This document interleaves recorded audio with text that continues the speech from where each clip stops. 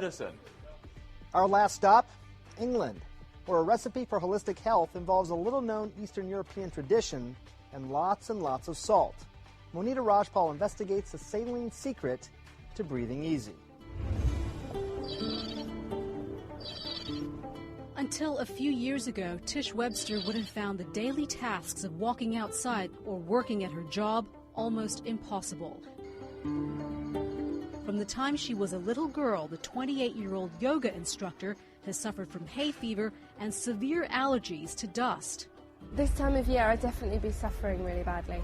I'd have tissues with me constantly, I'd be sneezing, I'd probably be weeping out of my eyes. Ready to go in? Yeah, absolutely. After years of taking allergy pills, Tish looked into alternatives and discovered something known as halotherapy or salt therapy at a clinic in southwest London. Where would you like to sit today? When I first went into the salt cave, I noticed an immediate difference from going in. Here you are. Thank you. My breathing capacity was much better. After 3 sessions, I noticed a difference. First thing in the morning, I wasn't congested like I normally am. This therapy room is designed to feel like a natural salt cave or a salt mine. The walls and the floor are covered with sea salt to absorb any impurities or moisture in the air. Then untreated rock salt or sodium chloride is mixed with a current of air which is pumped into the room to create what's known as a microclimate. Since the late 1800s, Eastern European patients with respiratory illnesses like asthma and bronchitis have been prescribed visits to natural salt caves or mines. Today, what's found and felt in those caves is being replicated in clinics and spas across Eastern Europe, like this one in Hungary, in Toronto, and now in London.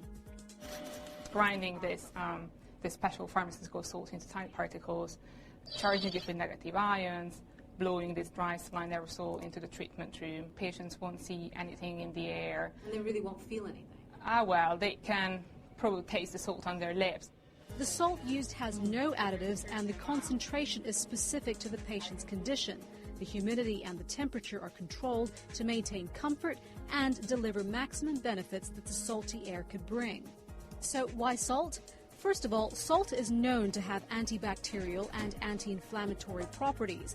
Plus, and this is key for this kind of therapy, when breathed in, the salt particles can embed deeply into the lower lungs.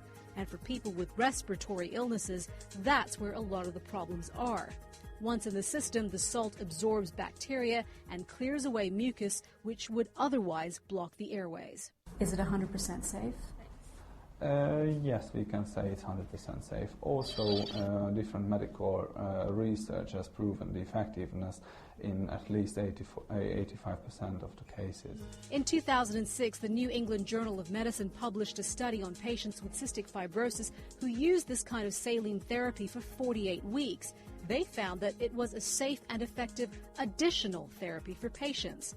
Health practitioners say stopping medication like steroids for asthma and only opting for alternative care can be dangerous and counterproductive. As an alternative, we really would not recommend that at all. We know that the use of steroids that you were just referring to are really the ground stay treatment in asthma. And we wouldn't want to be giving any messages out to suggest that people would stop using their steroids.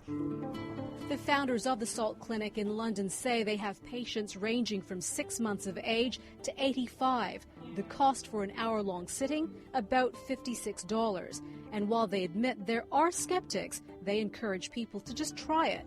As for Tish Webster, the proof is in her breathing. Having done now 10 sessions, I haven't yet taken an allergy tablet this year, which is incredible. For Vital Signs in London, I'm Monita Rajpal. Should you cut the carbs